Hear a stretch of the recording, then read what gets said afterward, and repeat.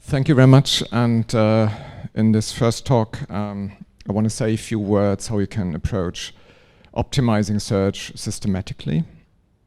A few words about myself. So I'm Rene Kriegler. I work at OpenSource Connections. I lead the e-commerce search team there. I've worked in search for quite some time, mainly in the e-commerce domain. I'm co-founder or co-organizer of MySys, so that's yet another community conference, this time on e-commerce search. Always happens on the day of the Berlin Buzzword, so this year will be the 21st of June. Technology-wise, I'm working with open source technologies, so the Lucene stack, Solr, Elasticsearch, and I'm also maintainer of Quirky, the query rewriting library, so maybe some people have heard of this, and co-initiator of Chorus, a technology stack based on open source technologies for e-commerce search.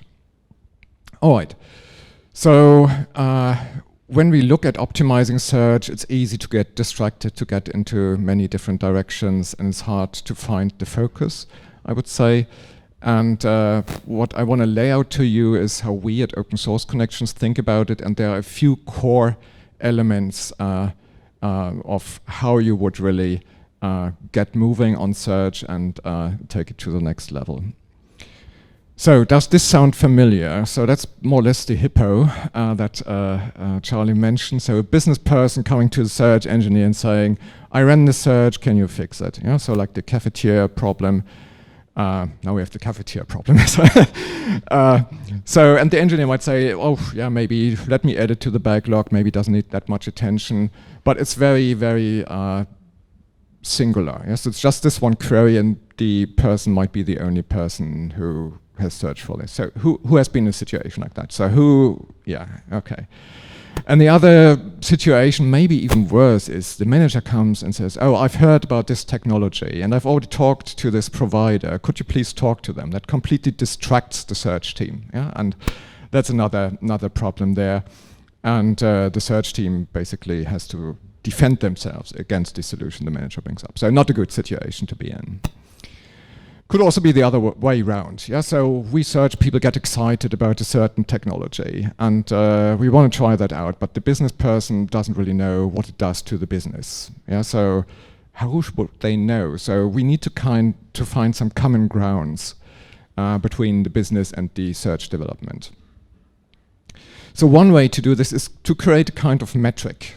Yeah, so we need to assess somehow, okay, what will I get in return if I invest into this improvement or in this experiment maybe? What does it mean? Yeah? So that the business is on board if we do this. And this leads to the notion of KPIs, key performance indicators. And so there should be some agreement between the search team and the business side. What can search impact, and what would I expect running this experiment in terms of those metrics. And the metrics need not be something like NDCG somewhere deep down there, but it needs to be relevant to the search, to the business. So it becomes a kind of a contract negotiation. Yeah, so the business maybe wants a huge improvement, and then the search team has to think about, okay, how can we get there?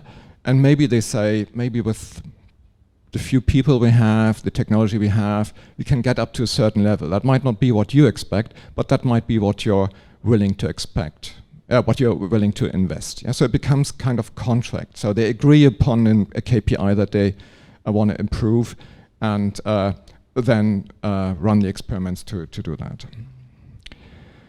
So for the business person, I think search oftentimes can be a black box. Yeah, so they need not know about tuning the K1 parameter in BM25 scoring algorithms.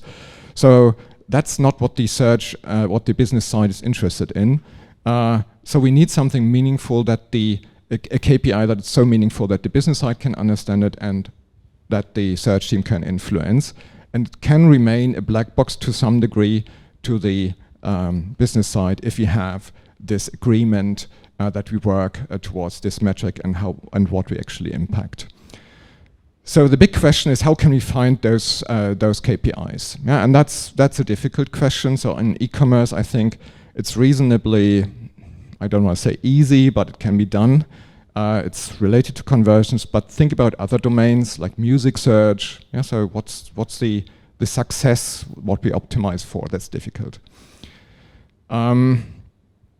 It relates to user understanding, so we need to know what users are using our search for, and then we need to come up with a metric that signals the success.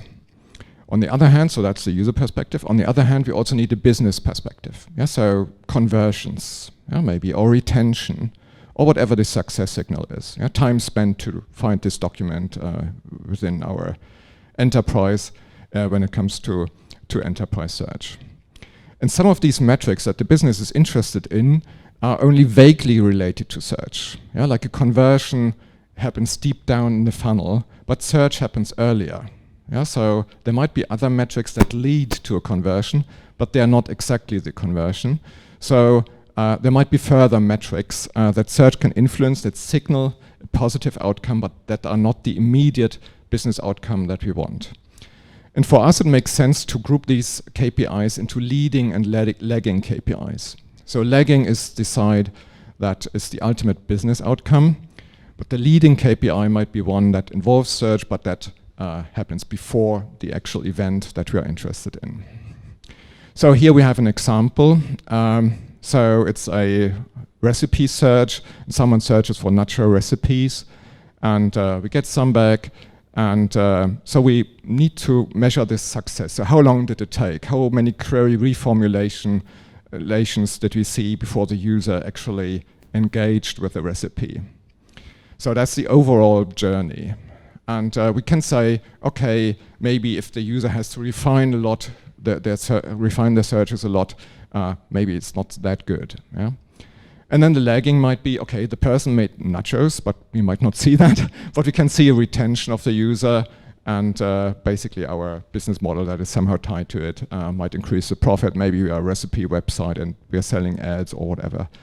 So we see an increase there. Looking at other domains, so e-commerce, I think it's pretty straightforward, the buying decision process, and we see some pre-sales events. Yeah, so the traffic, the overall fraction of search that leads to a purchase. Then the user engagement, the search adoption rate, and so on. Click-through rates, that can be noisy, but still no click is not good. And then the lagging KPI basically is tied to revenue and the conversion events. Long-term outcome beyond the lagging events will be the retention of the users. Job search, that's a different domain. So the users might say, okay, or we might say, for us it's interesting that users interact with the search results, they inspect as job description, so we might measure the click-through, and then we see, okay, how many of these engagements led to a actual application. So a user actually getting in touch with a potential employer. And the long-term outcome maybe it's, oh, it was a great finding, so great success, and the user stays in the job for a longer time.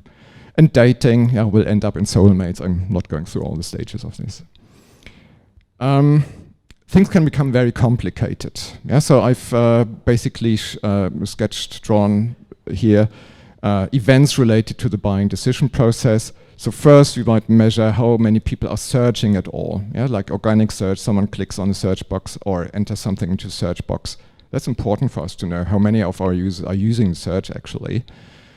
They end up on the search result page, and then they might click on the product detail, go to the product detail page, then there might be an add to basket, and then finally check out. And if you look at this has been taken from a real world example. So not all metrics are pointing north, yeah, so some of them are going down, but the overall journey might still be successful. Yeah? And sometimes teams get stuck, yeah, so they say, okay, some teams might only measure some of these stages, or they get stuck because they get into what my colleague Eric Pugh would call analysis paralysis. So they spend a lot of time finding out why add to basket goes down that much instead of looking at the overall journey. So what I want to say is don't get too much into detail. In the end, it's important for you that you keep the global perspective here. But looking at the individual stages might give you indications of what to improve. Yeah? So if there is this drop between product detail page and add to basket, there might be something wrong on the product detail page. Okay, so what I've talked about in this first section is the accountability of the search team. So you need to know what the business expects from the search team. This contract, yeah, so the business side need not know about every aspect that the search team works on. They need not know about this parameter tuning, but they need an agreement, okay, you want to increase the conversion rate by X% running these experiments, but not the detail of each test of each experiment. So it becomes a contract between the two sides in the search team, and both sides need to know what the search team is optimizing for. It's not easy to establish those KPIs, so it requires a lot of user understanding and also being capable of measuring it and also interpreting it. Make it easy KPIs, easy to understand. I've mentioned the difference between leading and lagging KPIs, and some of them might be more suitable for search and might be an indirect indication of the success that we expect later on in the search journey or in the user journey, but they're both important to us. Some of them might not be KPIs in the business sense, but they're still helpful for the search team. And last but not least, and that will be my next section, KPIs support a more experiment-driven approach. Yeah, so we can come up with a hypothesis that if we do this, we will improve that KPI by that much. Yeah, and then we can somehow grade experiments and test our outcome. Yeah, so that helps us. Having those metrics in place helps us a lot coming to those more experimental approaches. And that's basically the second important thing, the second most important, or the other important aspect of improving search systematically, running experiments. So I've seen so many search teams that work along a roadmap, and the roadmap reaches from January to December, Q1 to Q4. And this is not how search works. Yeah, so we might have a vague plan. This year we want to focus on this or that. Yeah, so, but the focus could just say, okay, we want to focus on recall in the first quarter. Yeah, so okay, so then that means I will run experiments on recall in the first quarter. It doesn't mean I'm implementing this or that in the first quarter. Yeah, so this experimentation mindset, and the reason why we need experimentation is it's so difficult. Yeah, so search is not a solved problem. Yeah, so if you compare this to, say, checkout, yeah, so in checkout and the checkout payment, that's a solved problem. Yeah, I just have to integrate an API. For search, it's more than that. Yeah, so all the domains are different. We have to understand our users. Charlie highlighted why search is difficult. So it's not solved, despite of all the promises we get from technology and all the help we get from technology. We still need to experiment. So when we look at experimentation, we are basically looking at this iteration, or at iterations like this. So we get some feedback, yeah, and the feedback somehow provides us with insights. Yeah, so this is not working, what can we do? We create ideas around this.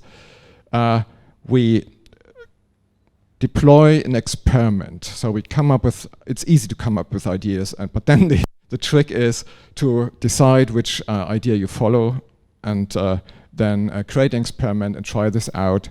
And the experiment has to be designed following the contract that I described earlier. We measure based on the KPI, and then we repeat the cycle, always looking for the most successful experiment.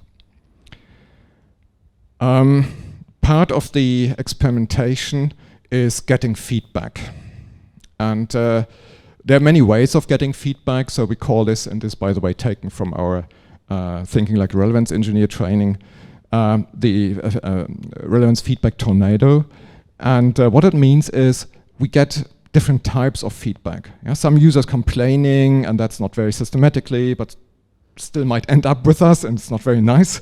So that would be one thing. Another thing could be we have some subject matter experts that tell us, okay, that should be the first result. They might not be able to put themselves into the shoes of the user, but still we get some indication of, okay, that's a good result or not so good result. We might have some expert users, so actual users of the application, of the search application, that give us feedback. We might pair as engineers together with them and improve as we go. And then, and that's the one that I want to focus on, that's the test-driven. Yeah, so the test-driven way of getting feedback. So we try out things and get the feedback from there. And there are many ways to do this. So we could create manual labels. So this is a good result, not so good result. We have another experiment, do this again.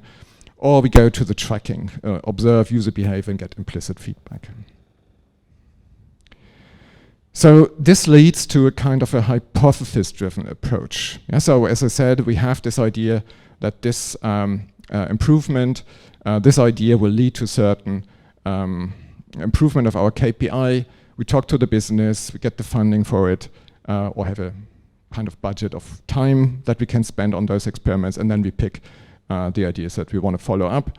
And then we formulate a hypothesis. So we say, okay, we believe that this thing that we improve will result in this outcome, in this improvement in the KPI, in the metric that we can measure. And then we describe what is the actual signal. Yeah? We should do this before we go to the online test or to any test and say, okay, if we observe this, then we have succeeded. So an example, so let's say we are working on recall, that's our overall theme, and we say, okay, maybe dealing with British orthography will give us an uplift somehow, so fewer search results found. So that's the outcome that is visible to the end user, and then we say, okay, we find that the zero result ratio dropped from the current 4% of all searches to a lower value. Yeah, so, and sometimes you might even say, okay, it will drop by that much, based on some indication that we have. By the way, 4% is not that bad. Okay, so part of this cycle is feedback collection, and there are many ways of doing this. So one way, obviously, is online experimentation.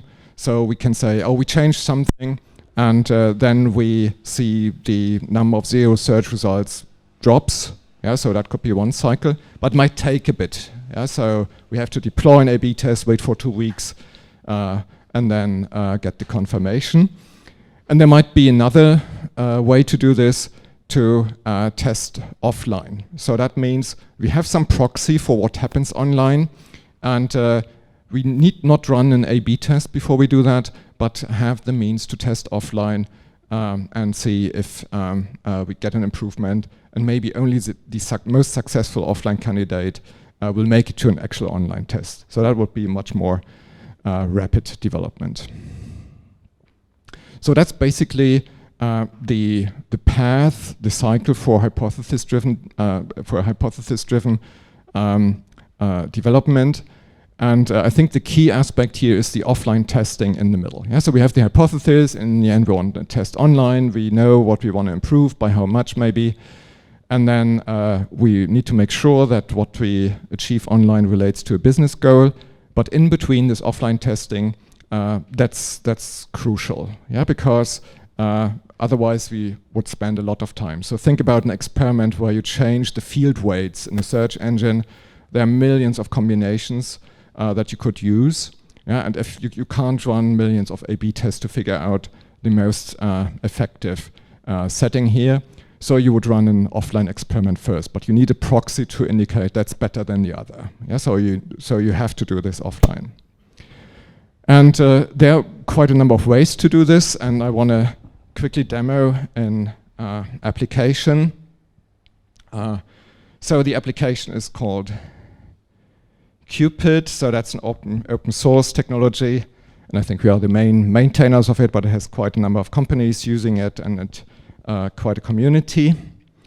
So what we do here is we have a set of queries which we think is representative of the experiment. So that's what we want to improve, or that's indicative of what we want to improve, or that's the kind of a overall coverage thing. So let's say it's a mixture of popular and less popular queries, but we know they are representative of our traffic. Yeah, so we can say we want to measure based on these queries before we send our experiment online. So what do these numbers mean here? So that's an offline metric, and I'm using this one. So what the tool allows us to do is, and that's a bit hard to see, I guess, maybe especially if I'm in the way. So, sorry to show you my back, but I hope it's better now. So what we can do is, so the query is surround sound speakers. And we say to a user, an offline user, could you please give us your rating, whether this is a good result, not so good result. So they would have to grade the result. So here it's already been done. So we say, okay, that's the first result. The image is not very meaningful, but it still is a surround sound speaker. And then we could choose on a scale between 0, very poor, not even a match, fair match, to perfect. And then I would choose one of these ratings here. And the tool also allows me to inspect why this matched or didn't match. So here we have a match of surround in the attributes field and so on. Yeah, so we rate it. And then we have a rating for each of our results. So one of them shouldn't be here, or some of them, so the 0 ratings. And then we take an aggregate here, the 0.88. Yeah, so how this comes, or how this is calculated, there are many ways to aggregate this. So in this case, it's called the NDCG. Who knows what the NDCG is? Quite a fair number. So basically, it's a metric that says, okay, I can grade the results. So I could simply add up the grades. So that would be one aspect, adding this up. But I also want to make sure the best results occur at the top. Yeah, so it would be better if I flipped the 3 with the 1, because the better result should occur at the top. So if I change my algorithm and bring all the 3s to the top, and then the 2s, and then the 1s, I would get a better aggregate matrix here. Yeah, so, okay. I haven't implemented an experiment, but in the end, what I could do now is go to my search engine, change this, and reassess it, and then get a better rating. And I don't have to label every time, because more or less after a while, they would just change position, and I can reuse my rate. And then I get the aggregate over all the search results, so that's NDCG at 10. So basically, NDCG is a normalized version of what I described, and that means it's between 0 and 1, and then I can optimize till I end up at 1.0.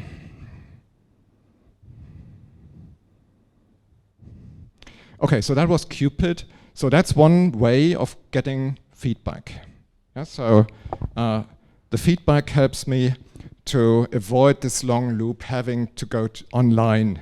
Yeah, so I don't have to go online with with each change. That would be too many changes. So we get into this experimentation cycle. Yeah, so information needs, that's basically I gather a representative set of queries. Then I capture the relevance judgments that I've just shown, tune my search engine, and I test my system again. And if I have improvement, I might continue optimizing offline or start an online A/B test. So what I've shown is this collection of feedback. That was a manual feedback collection, and it takes long to do this manually. And there are many things that go into feedback. Yeah, so you saw this rating between 0 and 3, and I guess some of you might have been uncomfortable. Yeah, so what is a 2? What is a 1? So there's some subjectivity involved, but you can still guide your users. If you look online, we'll see that there goes much more into the actual feedback that we observe when users click or when users purchase. And I've tried to lay this out in this slide. So when we observe users online, the feedback, the clicks that we get from them involves much more than just the relevance. So what we've seen in the the tool right now, this is the relevance of the search results. Yeah, so that's what we've just seen, that's something we can also do manually. But there are other search relevance criteria, search quality criteria, and I'll talk about this. And then there are a lot of biases. Yeah, so some of you might have heard about position bias, but there are more biases. And this is much more tricky to do this online, but some of the feedback is only available online. Yeah, so that's why we also need this aspect of the feedback. I want to go a bit deeper into this. So let's imagine we have a query like vest. Yeah, so a user is searching for a vest. So the relevance feedback that we just saw is about, is it a vest or not? Yeah, so that's what the user put into their query, and now we're wondering, okay, is it a vest or not? That's what we can label manually. But then other quality criteria might involve things like the actual purchase. Yeah, so how much does it cost? Yeah, so that's not a relevance question. Yeah, you could say, okay, if it's exorbitantly expensive, then it's irrelevant. But basically it means users are also influenced by information like price, delivery times, and so on. And they interact with categories, product categories. So let's say I order a sofa bed, I'd be fine waiting for 3-4 weeks to get the sofa bed. But maybe my bathing suit in summer should arrive now. Yeah, so these criteria are very tricky to catch, but they're part of the search result quality. Then there might be something that is more related to what we call being. So that's basically taken from a book by Michael Solomon, Buying, Having, Being. So the being is more or less kind of the social or self-impact of the product. So maybe I'm just interested in, or I'm more interested in sustainably sourced cotton. Yeah? If I buy a vest, I want to make sure the cotton was sustainably sourced. Yeah? So that's something a manual labeling will never find for us. Also peer group. Yeah? So I'm part of this peer group. I can't wear this color, yeah? Or I can't wear this brand. Brand preferences also go into this. Nothing to do with relevance, it's to do with the personal preferences. Or not even personal, it could also be like a larger group. So that's aspects of search result quality that we can only get online. The biases are many, and we need to get rid of them somehow. So I think the most known in search is the position bias. So users click on the first results. So that's basically something we've learned. The best results come at the top, but there's also examination bias. So only the first results maybe are visible in the screen, and I would have to scroll. So it's more obvious, more likely that users click onto the first results. But then we might have things like only 2 left in stock. Yeah, so that puts some psychological pressure onto me. That's something we have to deal with. Or only 5 left in stock, but in red. That's even worse than the 2. Yeah? So the color is important here. So that's what we get as part of the feedback. This fear of missing out is a huge factor. Also, and that's something that I observe very often, is device bias. An expensive purchase is less likely on a mobile than on desktop. Yeah, so that's a bias. Yeah, so I want to see it full screen before I make that purchase. That's a part of the feedback that we get when we go to user behavior.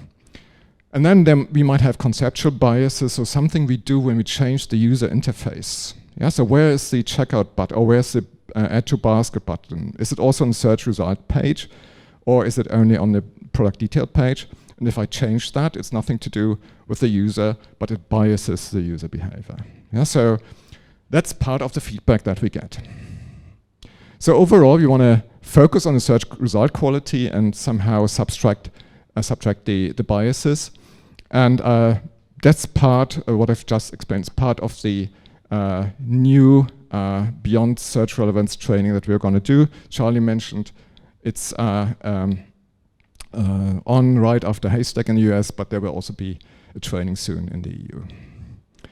All right, so putting it all together, when we want to approach search quality improvement systematically, there are a few core components, and that's one of them might be, no, sorry, forget it. It's accountability. Yeah, so that's what I said in the beginning, what I highlighted in the beginning, have this agreement between the search team and the business, and then optimize towards it. Avoid micromanagement as part of this, so that also creates some trust between the two sides. Experimentation is key for us because we are in this difficult domain, and we need to collect the feedback, and I spoke a lot about feedback collection, and this goes back to user understanding. And last but not least, we need to have the right team structure, the right processes, enough people working on search, having the right skills, having the right background, and also the processes between the team and the company. Yeah, so that's part of or that reflects the accountability and the trust between the two sides. And that's the end of my talk. Thank you very much, and I'm open for questions.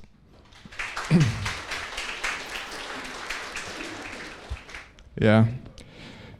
Music search is very difficult. I've experienced this myself, and a success signal, users have to play a bit to actually find out whether this is the right result.